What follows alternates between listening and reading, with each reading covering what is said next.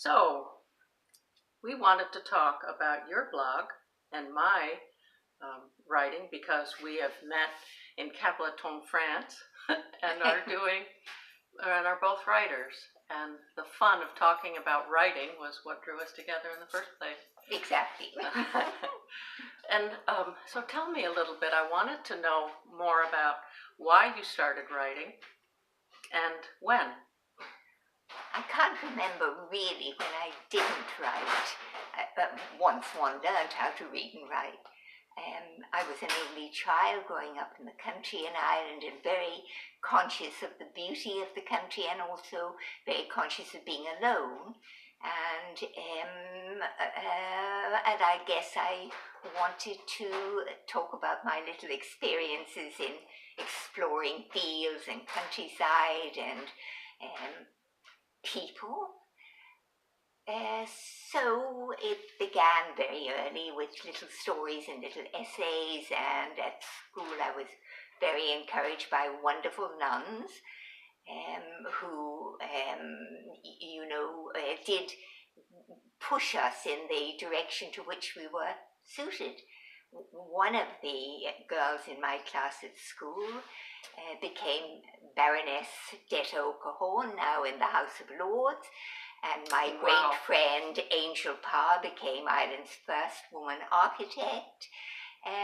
So we were channeled in the direction for which we had talent, and I have to say writing was my only talent.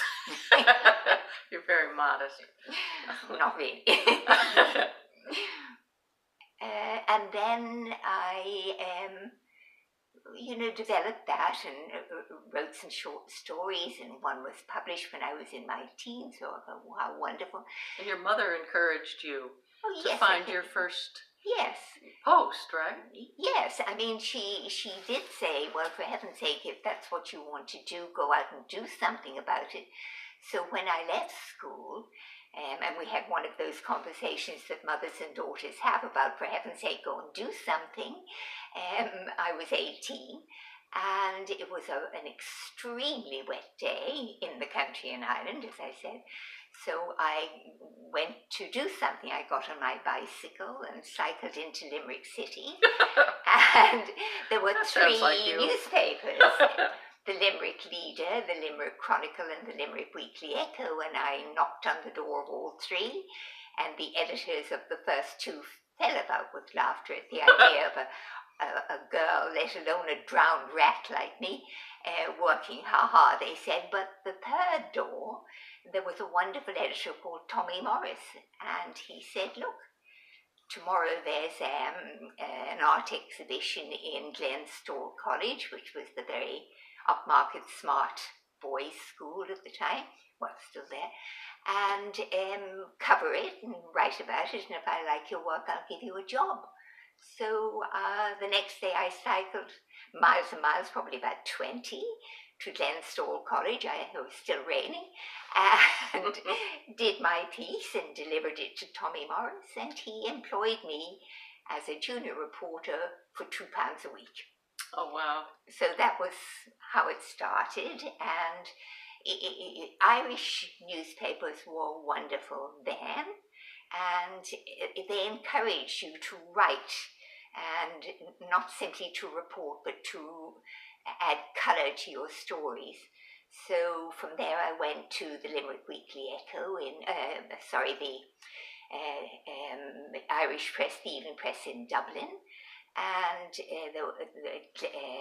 another marvellous editor who also encouraged me, and again I was the only woman in the newsroom, and it kind of went on from there. And then you started writing fiction.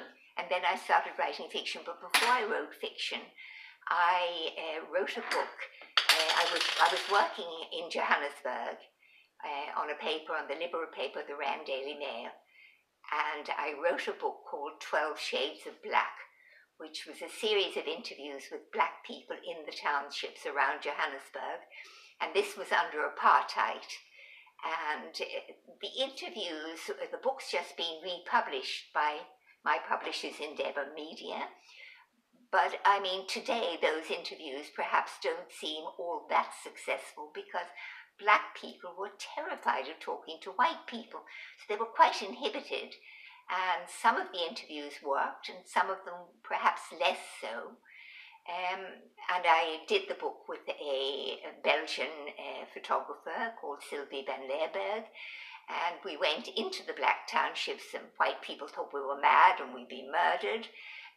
But of course, nothing like that. We were never under any risk. And I did that book. And it got me quite a bit of criticism from white racists, but not everybody in South Africa was a racist, so there were lots of good people too. And the book won a runner-up prize for the South African Literary Award. Wow. And that led on to fiction. And you said something about the ghosts of your ideas. Yes, I'm writing a blog called The Ghost of My Ideas, which traces where the origin of each book comes from. Many of my books, but not all, are set in old Irish Georgian houses with which I was very familiar as a child, often very run down and of course haunted. And no wonder you got interested. And so some of these blogs are about the ghosts themselves, and some are about the figures that came out of those old houses that inspired the books. Yes. A favorite? The favorite, well, I think the best, it's a modern novel. It's the last one I've written. It's called Seeking Clemency, and it is really a mystery story about suppressed memory. Ah. And set in an old house. Where else?